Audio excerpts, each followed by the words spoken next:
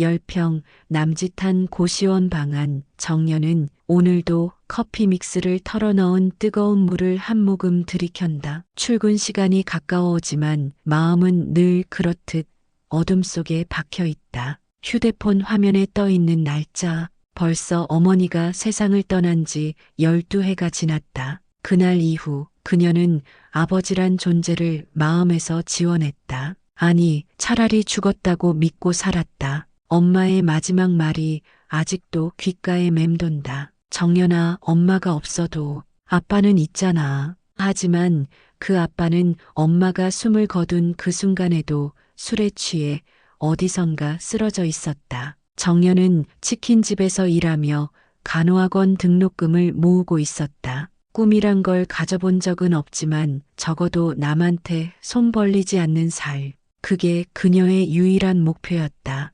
그날도 평소처럼 주방에서 닭을 튀기고 있었는데 가게 문이 조용히 열렸다. 낯선 손님인 줄 알았지만 눈을 마주친 순간 몸이 굳어버렸다. 정연아. 허스키한 중년 남자의 목소리, 지저분한 머리, 낡은 바지, 퀭한 눈. 아빠다. 정연의 손에서 집게가 떨어졌다. 뜨거운 기름이 튀어 손등을 덮쳤지만 아픔보다는 분노가 먼저 치밀었다. 그 남자는 조용히 메뉴판을 보다가 나갔다. 아무 말 없이 음식도 시키지 않고 정연은 혼자 말처럼 중얼거렸다. 엄마가 죽어갈 때 어디 있었는데 지금 와서. 화장실에서 정연은 거울을 보며 울었다. 12년 동안 참았던 눈물이 터져나왔다. 고시원으로 돌아온 정연은 엄마의 유일한 유품인 낡은 일기장을 꺼냈다. 마지막 페이지에 적힌 엄마의 글씨. 정연이가 아빠를 미워하는 게 내 탓인 것 같다. 내가 너무 많이 울었나 보다. 그래도 정연아, 사람은 혼자 살 수 없어. 언젠가는 용서해 주렴. 정연은 일기장을 덮고 깊은 한숨을 내쉬었다. 용서? 그게 뭔지도 모르겠다. 그날 이후 정연은 매일 아버지의 그림자를 느끼며 살게 됐다. 퇴근길 건너편 벤치에 앉아 담배를 피우는 모습, 고시원 건물 앞에서 무심하게 시계를 들여다보는 자제. 처음에는 짜증이 났다. 하지만 시간이 흐르면서 정연은 이상한 것을 발견했다. 그 사람 많이 늙었다. 12년 전보다 훨씬 작아 보였다. 그날은 유난히 추운 날이었다. 가게 문을 닫고 나오던 정연은 벤치에서 기침을 하며 떨고 있는 아버지를 보았다. 그녀는 망설이다가 편의점으로 향했다. 따뜻한 캔커피를 하나 샀다. 벤치로 다가가 조용히 커피를 내려두려는 순간 아버지가 고개를 들었다. 정연아, 마시지 말아요. 그냥 손만 덮이세요. 정연의 목소리는 차갑게 떨렸다. 아버지는 캔을 받으며 작게 말했다. 나 정말 미안했어. 엄마한테도 너한테도. 미안하다고 엄마가 살아 돌아와요? 그 말에 아버지는 아무 대답도 할 수 없었다. 정연은 돌아서면서 마지막으로 말했다. 그날 밤에도 술 드셨죠? 엄마가 숨 넘어가는 순간에도. 그날 밤 정연은 고시원 침대에 누워서 엄마의 마지막 순간을 떠올렸다. 혼자서 엄마의 손을 잡고 있던 그 차가운 병실. 아버지를 부르려고 전화를 했지만 연결되지 않았던 그 밤. 며칠 뒤 정연은 병원에서 전화를 받는다. 혹시 가족분 되세요? 이 근처에서 쓰러진 분이 있는데. 병원 응급실에서 본 아버지는 더욱 초라했다. 간경화 초기 증상이라고 했다. 정연은 간호사에게 말없이 수납증을 건네며 치료비를 냈다. 그리고 병실 문 앞에서 한참을 서 있었다. 들어가서 뭐라고 말해야 할까?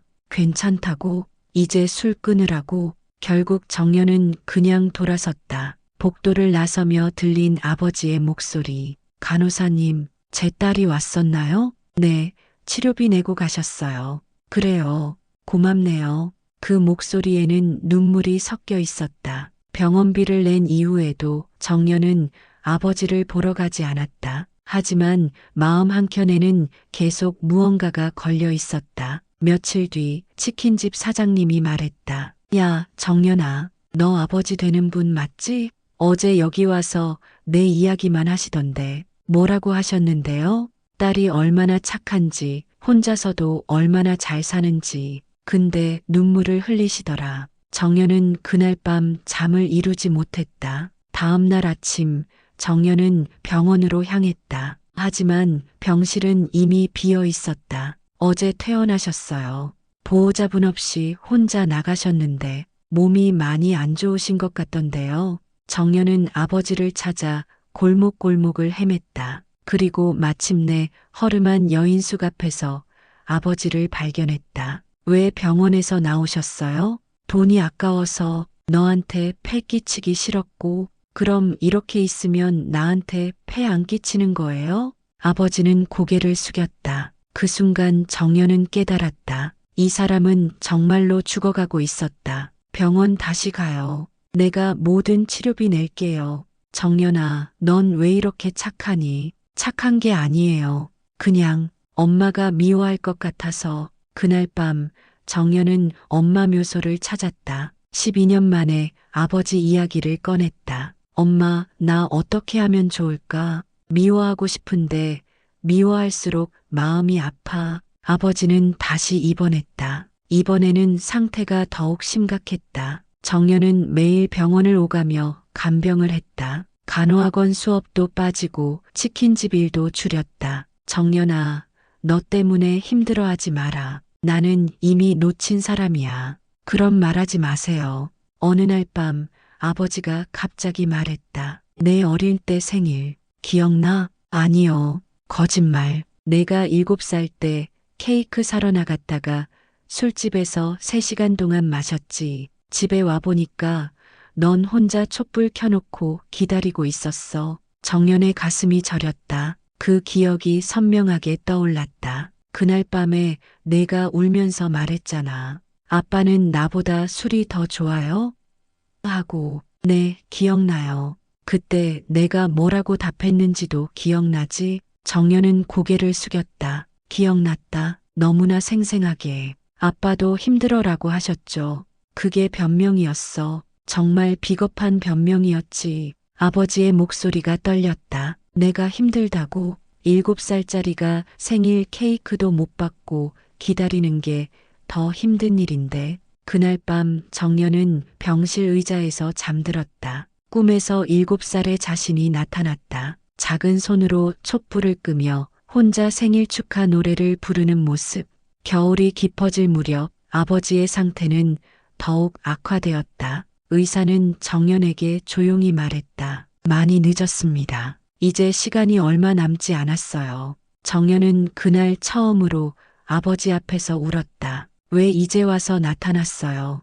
왜 이렇게 늦게? 미안하다, 정연아. 정말 미안해. 아버지의 손은 이미 차갑고 가늘어져 있었다. 엄마 보고 싶지 않아요? 보고 싶지. 그런데 뭐라고 말해야 할지 모르겠어. 딸을 혼자 두고 간 것도 모자라서 이렇게 늦게야 찾아왔다고. 정연은 아버지의 손을 잡았다. 처음으로 엄마한테 전해드릴까요? 아버지가 미안하다고, 사랑한다고. 그래, 고맙다. 며칠 뒤 아버지는 정연의 손을 잡은 채로 마지막 숨을 거뒀다. 정연아, 나를 용서해줘서 고마웠어. 장례식장에는 정연 혼자뿐이었다. 조문객도 꽃도 없었다. 정연은 아버지의 영정 앞에 엄마 사진을 나란히 놓았다. 이제 만났죠? 엄마가 많이 기다렸을 거예요. 간소한 화장을 마치고 나오는 길, 정연은 아버지의 마지막 유품을 받았다. 낡은 지갑 안에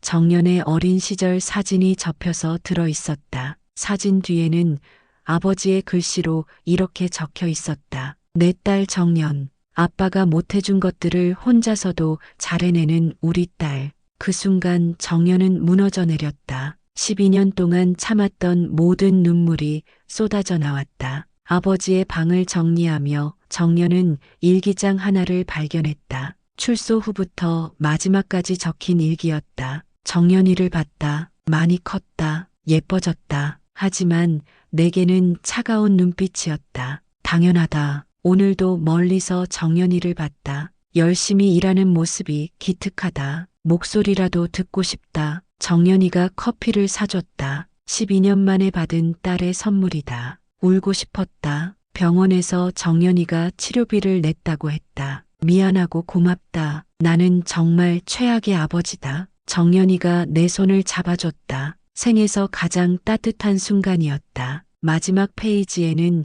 이런 글이 적혀 있었다. 정연아, 아빠는 내가 태어난 순간부터 지금까지 단 한순간도 너를 사랑하지 않은 적이 없었다. 술 때문에, 가난 때문에, 내 비겁함 때문에 그 사랑을 제대로 표현하지 못했을 뿐이다. 용서해달라고 말할 자격도 없지만 내가 행복했으면 좋겠다. 사랑한다. 내 딸. 봄이 왔다. 정연은 간호학원을 수료하고 병원에 취직했다. 첫 출근 날 그녀는 엄마와 아버지의 사진을 가방에 넣었다. 병원에서 처음 만난 할아버지 환자가 물었다. 간호사님은 가족이 있어요? 정연은 잠시 망설이다가 답했다. 있었어요. 이제는 하늘에 있지만. 퇴근길 정연은 부모님 묘소를 찾았다. 나란히 놓인 두 개의 비석 앞에서 그녀는 말했다. 엄마, 아빠, 이제 조금 알 것 같아요. 사랑이 뭔지, 그리고 용서가 뭔지도. 아빠, 미안해요. 너무 늦게 알았어요. 아빠도 많이 아팠다는 걸. 바람이 불어 꽃잎들이 떨어졌다. 정연은 두 무덤 앞에 꽃을 하나씩 올려놓았다. 다음 생에서는 제대로 된 가족으로 만나요. 집으로 돌아가는 길 정연은 혼잣말처럼 중얼거렸다. 누구도 돌아오지 않는 집에서도 사랑은 남아있었구나. 그날 밤 정연은 처음으로 편안한 잠을 잤다. 꿈속에서 어린 자신과 엄마 그리고 젊은 아버지가 함께 웃고 있었다. 돌아갈 수는 없지만 여전히 따뜻한 기억 속 그 집에서